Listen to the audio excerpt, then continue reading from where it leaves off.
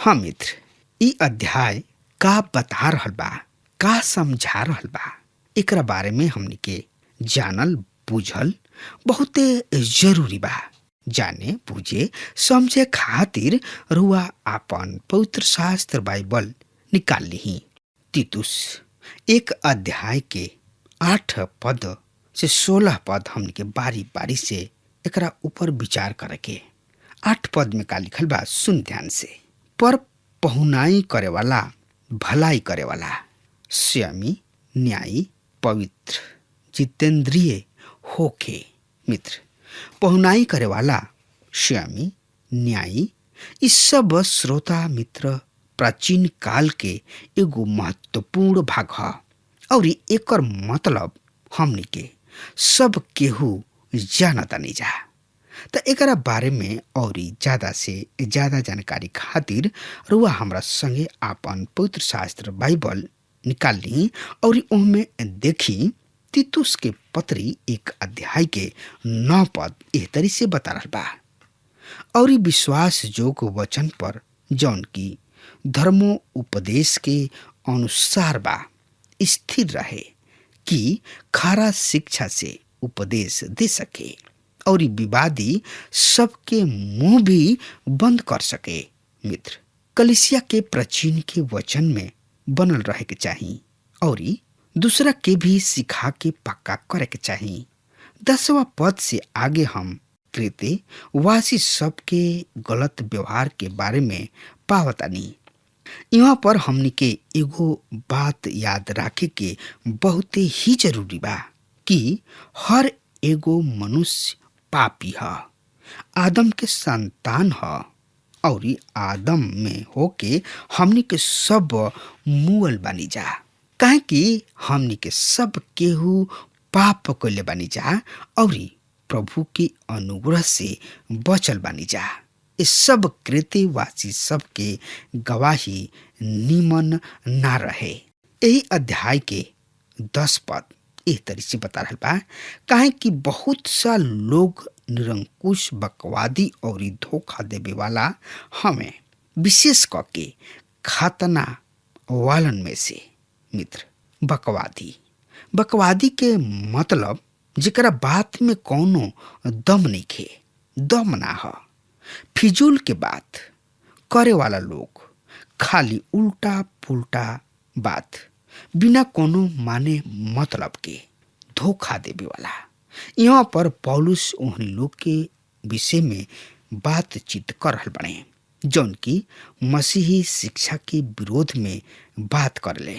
त एकरा बारे में और ज्यादा से ज्यादा जानकारी खातिर रुआ हमरा संगे पढ़े, सुने, समझे, सोचे, विचारे खातिर आपन पवित्र शास्त्र बाइबल निकाल ली। हाँ, तो उनमें देखी तीतुस के पत्री 1 अध्याय के 11 पद एह तरी से बता रहल बा।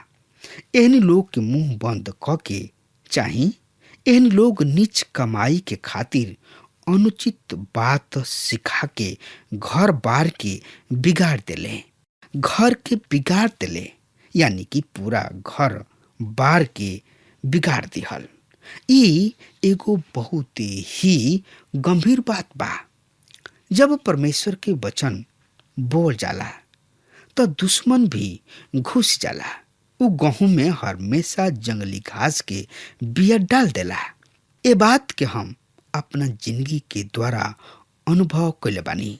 तीतुस 1 अध्याय के 12 पद इस तरह से बता रहा बा। उन्हीं लोग में से एगो जौन की उहनीय लोग की भविष्यवाणी करले कहले बाने कि क्रेते लोग सदा झूठ, दुष्ट, पशु और आलसी पेटू होले।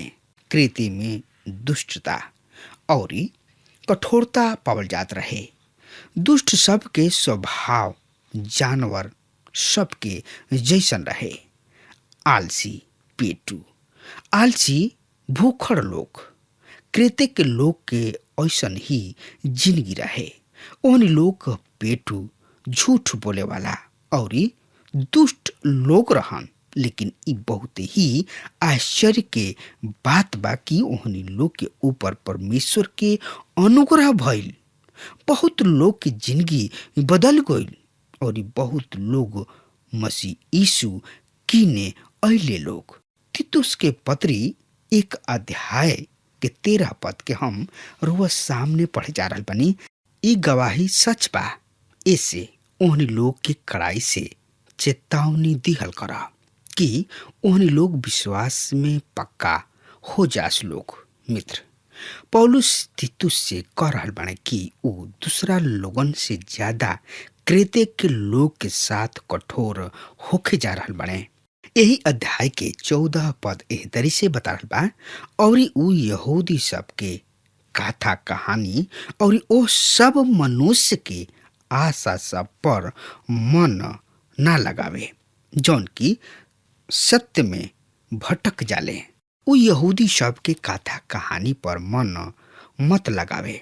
यहाँ पर पौलुस केवल नैतिकता की बात ही नहीं कर रहल, बल्कि मूसा के व्यवस्था के ओर भी ध्यान खींचताने, इशारा करवा रहल बने। काहे कि वहाँ पर मूसा की व्यवस्था भी पावल जात रहे, लेकिन वहाँ पर जंगली कथा कहानी सब भी बहुते मात्रा में पावल जात रहे, जौना पर ओहनी लोग मन लगावत रहले। ओकरा के ऊ मना कर रहल बने। आगे ऊ कहतने यीशु मसीह भी धार्मिक नेता सब यानी अगुआ सब के जौन परंपरा में बनाइल रहत रहन, ओहनी लोग के डटले। ओही विषय में वहाँ पर पौलुस बातचीत कर रहल बने। ओ समय यहाँ पर दुगो बात प्रचलित रहे। पहिल का व्यवस्था के द्वारा राउर उद्धार भइल बा। दूसर का ह व्यवस्था के आधार पर रउआ जिए के बा। ये दोनों बात बहुत ही खतरनाक ह। हमनी के प्रभु के अनुग्रह के द्वारा बचावल गइल बानी जा और हमनी के जिंदगी के स्तर 10 आज्ञा से बढ़ के भी बा। तीतुस 1 अध्याय के 15 पद युद्ध लोगन के खातिर सब वस्तु शुद्ध बा, पर अशुद्ध और अविश्वासी सब के खातिर कुछ भी शुद्ध नहीं खे, वरन ओहनी लोग के बुद्धि विवेक दोनों अशुद्ध बा। मित्र, ई पद ओहनी लोग के खातिर ह जौन की ई कहले कि यदि हमनी के प्रभु के अनुग्रह के द्वारा बच गइल बानी जा त हमनी के कौना तरीके जिंदगी प्रभु में बिता रहल बानी जा, एकरा से कोनो फर्क नहीं के पड़े के। कुछ गलत शिक्षक सब के द्वारा ई सिद्धांत उभर के आइल कि ऊ पाप में जी सकताने, काहे कि जे शुद्ध बा ओहनी लोग के खातिर सब कुछ शुद्ध बा। यहाँ पर पौलुस जवन की कर रहल बने, उनकर नीति जिंदगी से कुछ लेना देना नहीं खे।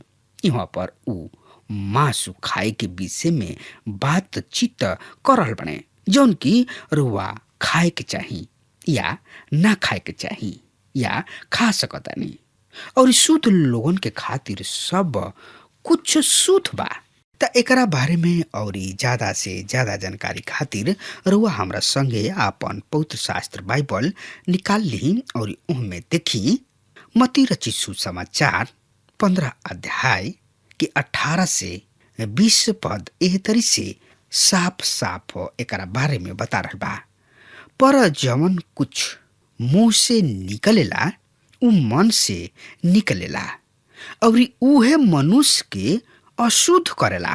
काहे कि कुचिंता, हत्या, पर स्त्री गमन, बेविचार, चोरी, झूठ गवाही और निंदा मन ही से निकलेला।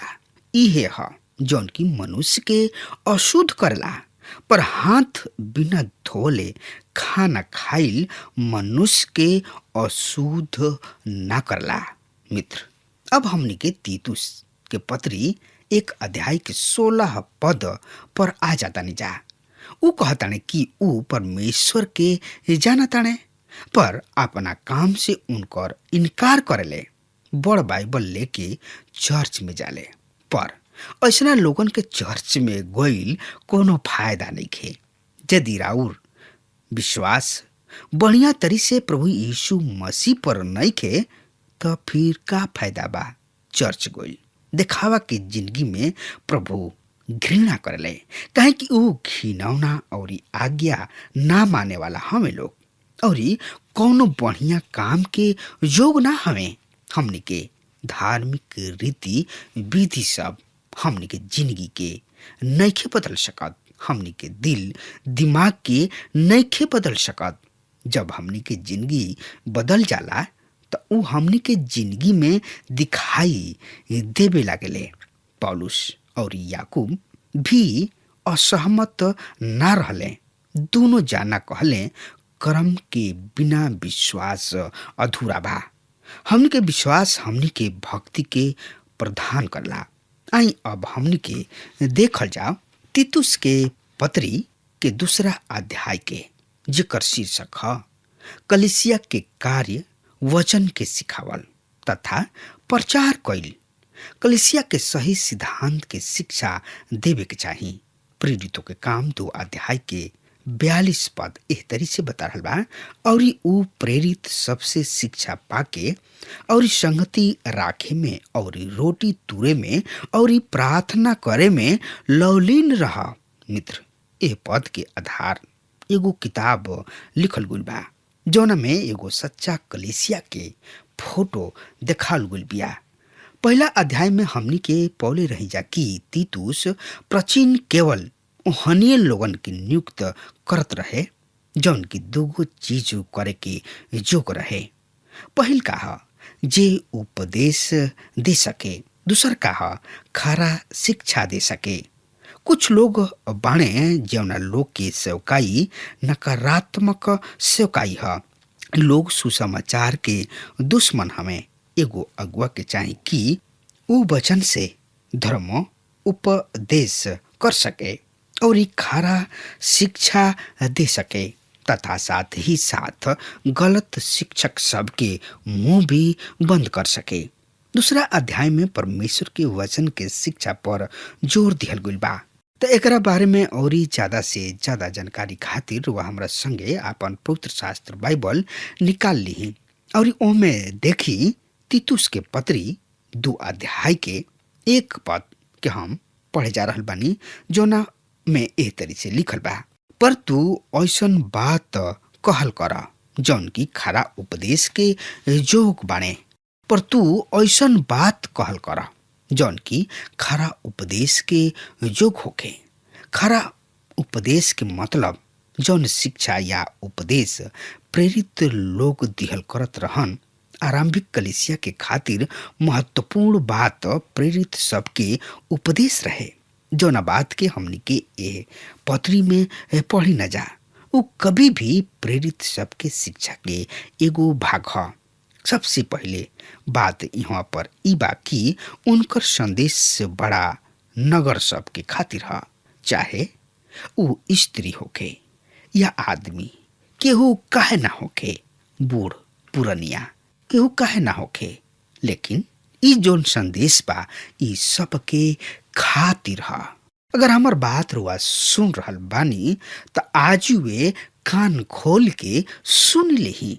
ई प्रभु के संदेश ह, ई खराब वचन ह जौन की रुआ के भले ही निक लागे या ना लागे, लेकिन ई सच्चा प्रभु के बारे में ई बखान कर रहल बा, जौन की प्रभु सृष्टिकर्ता हमें, पूरा ब्रह्मांड के रचयिता हमें।